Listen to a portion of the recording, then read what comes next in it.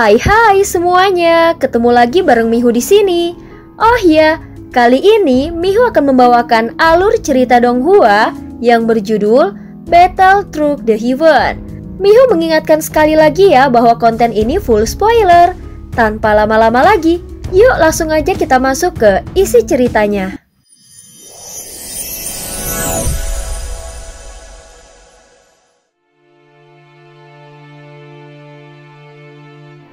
Melanjutkan dari kisah sebelumnya. Sebelumnya di lokasi yang tampak seperti ujung lautan pasir bintang, ada kerangka milik kultivator keabadian para dewa dan terindikasi jiwa ilusi berada di dalamnya. Sepertinya kerangka yang membantu ini belum sepenuhnya runtuh. Hanya saja mereka tidak bisa pulih kembali. Sepertinya kekuatan yang ada di tempat ini memaksa mereka untuk terus ditekan.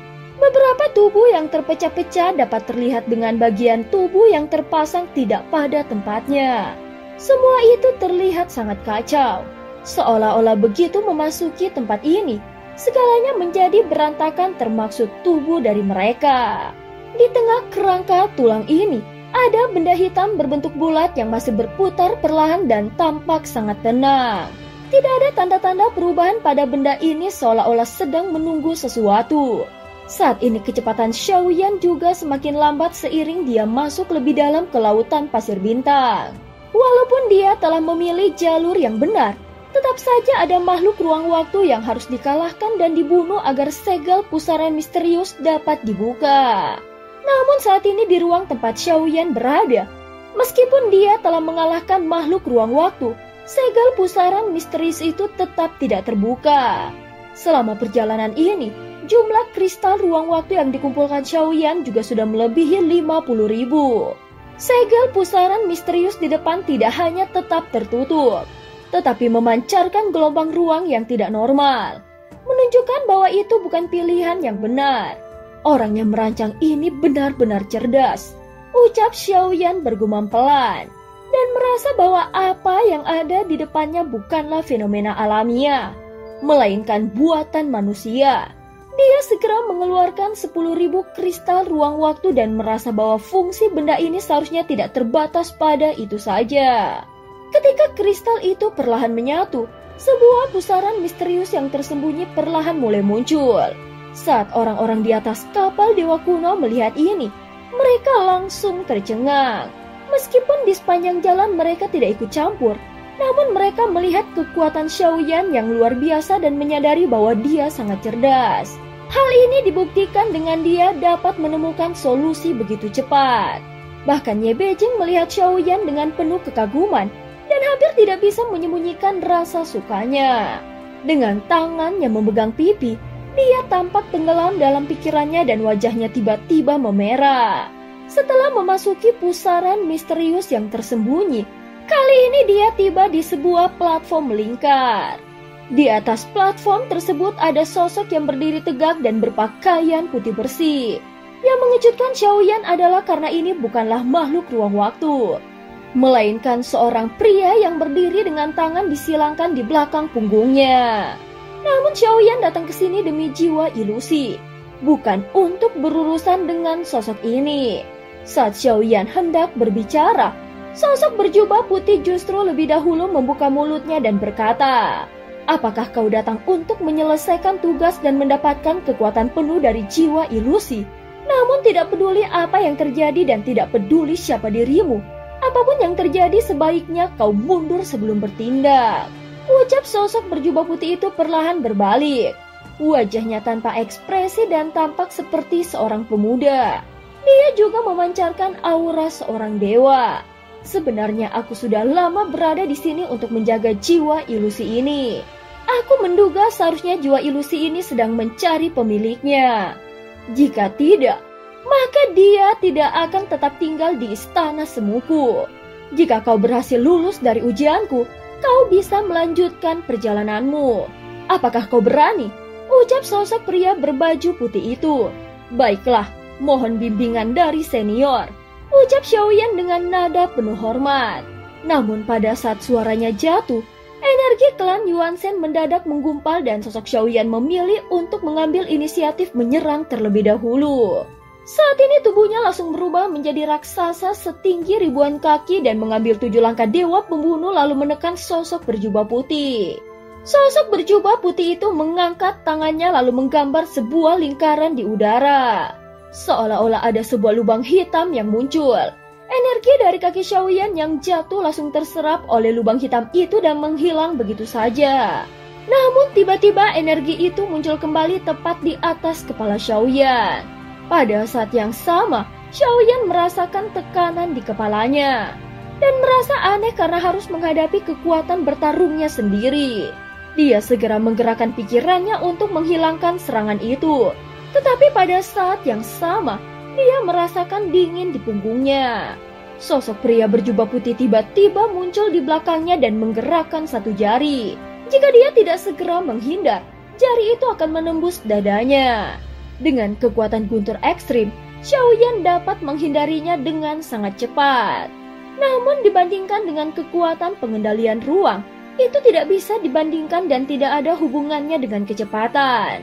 Kekuatan jiwamu sangat kuat dan mampu melintasi titik awal ruang dengan cepat, ucap pria berjubah putih, seolah-olah sedang mengajari Xiaoyan tentang aturan kekuatan ruang.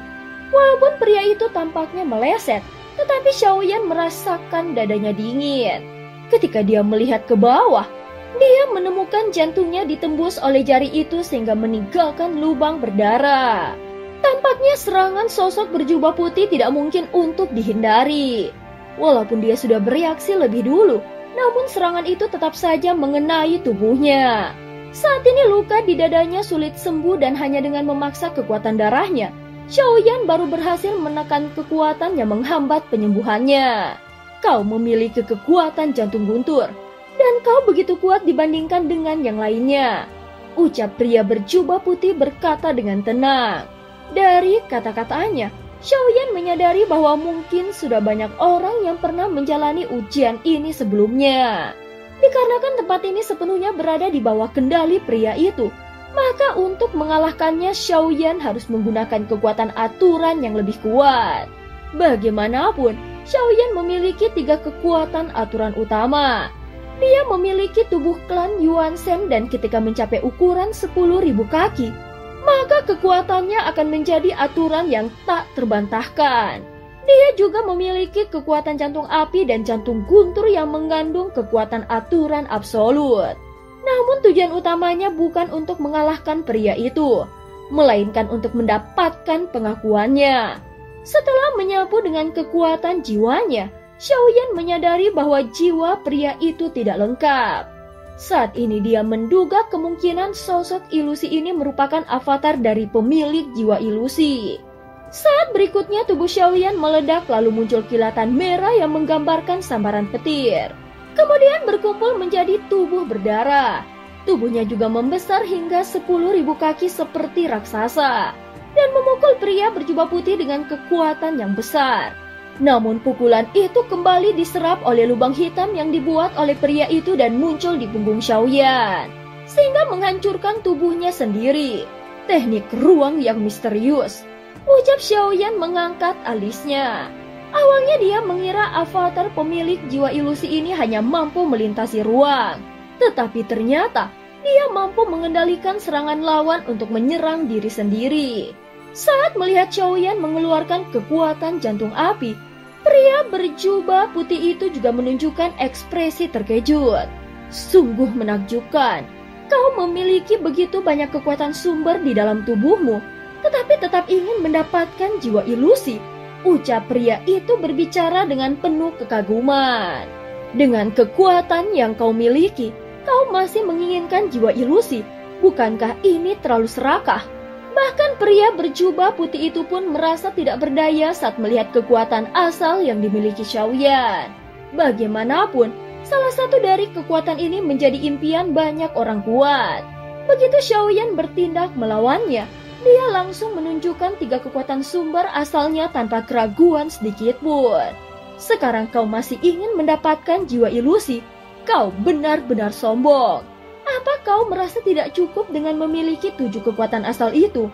Pria berjubah putih itu tidak bisa menahan dirinya untuk tidak mendesak. Apakah di dalam aliran sungai waktu tidak ada yang pernah memiliki kemampuan seperti ini? Setelah pria berjubah putih itu, Xiaoyan langsung bertanya. Pria berjubah putih tertegun sejenak lalu menatap Xiaoyan dan tatapannya mulai berubah. Sebenarnya aku tidak tahu banyak, namun hanya ada satu orang yang berhasil melakukannya. Setelah berbicara, pria berjubah putih itu perlahan menunduk. Apakah yang kau maksud adalah Zhu Shang? Xiaoyan langsung bertanya dengan penuh minat. Siapa orang itu? Tanya pria berjubah putih seolah-olah dia baru mendengar nama ini. Xiaoyan melirik pria itu sejenak lalu berkata dengan tenang. Sebenarnya kau sudah memiliki jawaban di dalam hatimu kan? Pria berjubah putih itu tersenyum kecil saat mendengarnya dan tidak lagi menyerang. Saat ini dia hanya melambaikan lengannya. Kemudian sebuah pusaran misterius muncul di tengah. Sepertinya Xiaoyan telah lulus ujian pertama untuk menjadi pemilik jiwa ilusi. Ini baru ujian pertama dan masih ada ujian lainnya. Bahkan jika itu adalah dirinya, maka tetap harus melalui ujian ini. Ujian dari pria berjubah putih adalah tes kelayakan. Namun Xiaoyan sudah memiliki kelayakan mutlak. Oleh karena itu dia membuat jalur ke pusaran misterius dan ujian berikutnya. Saat melihat pusaran, Xiaoyan mengangguk perlahan. Sebelum pergi, dia menangkupkan tangannya dan memberi hormat kepada pria tersebut. Setelah masuk ke pusaran misterius, dia tiba di ruang lainnya.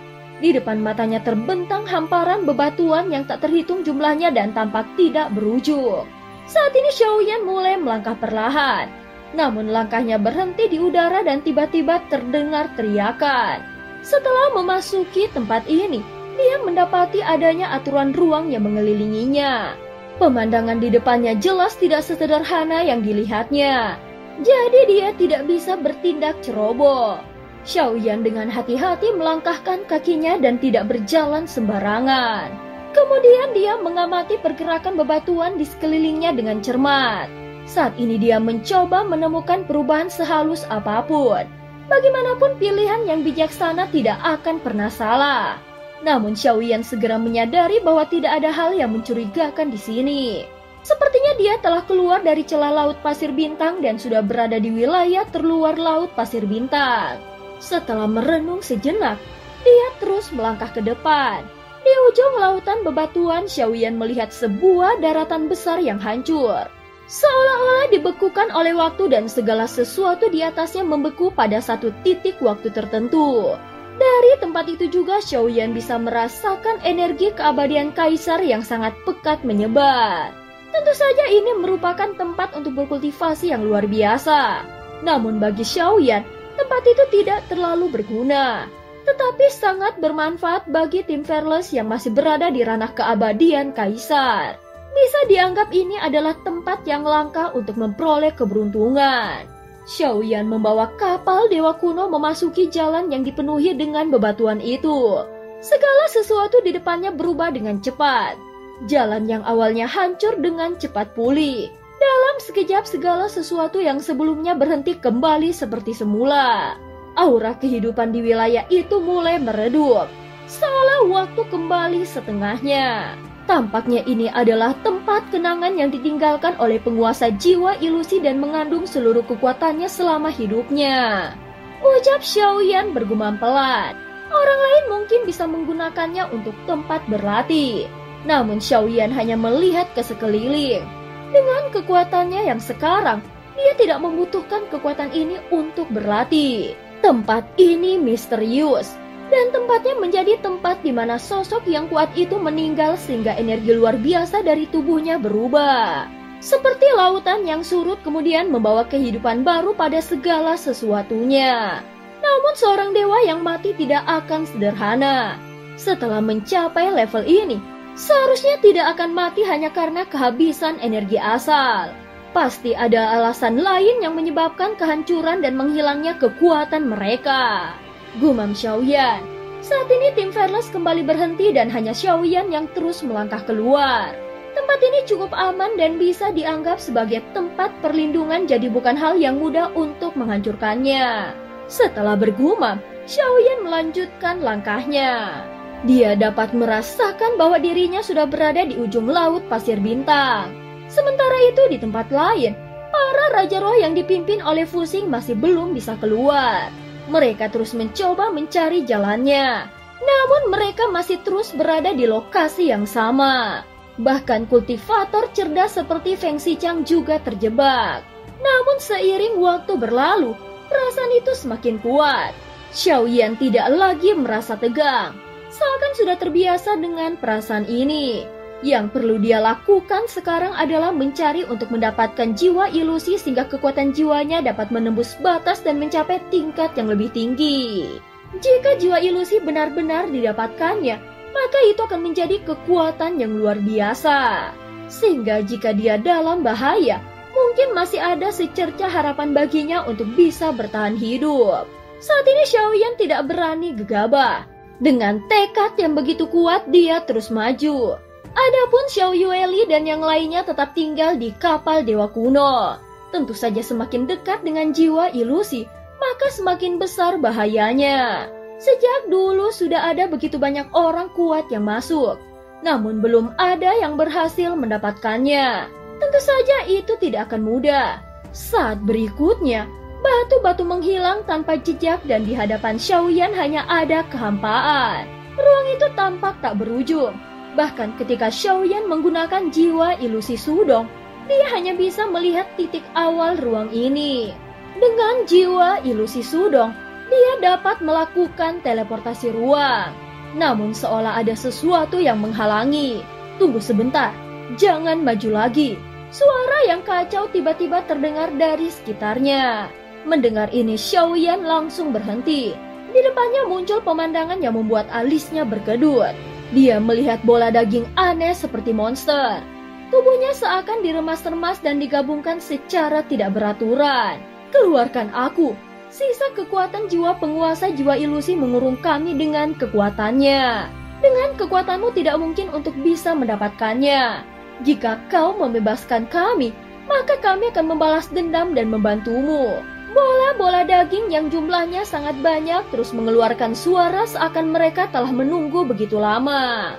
Tentu saja semua orang yang datang ke sini penuh kepercayaan diri dan tidak ada yang berpikir untuk mundur.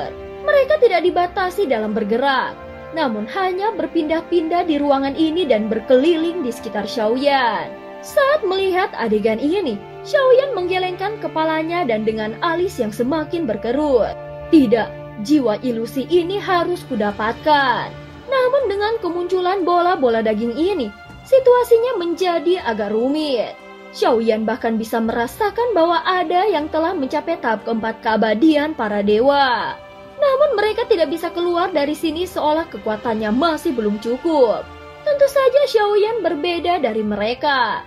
Meskipun tingkat kultivasinya tidak terlalu tinggi, namun dengan 6 kekuatan sumber asal dia mungkin bisa menaklukkan jiwa ilusi. Bagaimanapun juga meskipun jiwa ilusi ini kuat, namun itu hanyalah merupakan sisa kekuatan jiwa pemiliknya.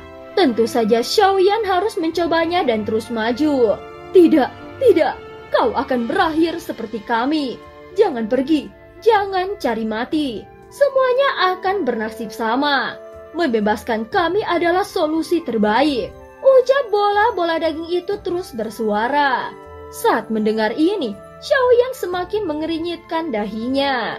Kemudian dia menghentakkan kakinya dengan keras hingga ledakan energi menyebar. Pergi dari sini jika kalian ingin menghentikanku mendapatkan jiwa ilusi. Tetaplah di sana dan jangan menghalangiku. Ucap Xiaoyan dengan tatapan yang dingin. Dan cerita pun berakhir. Terima kasih udah dengerin Miho dari awal sampai akhir ya. Sampai jumpa.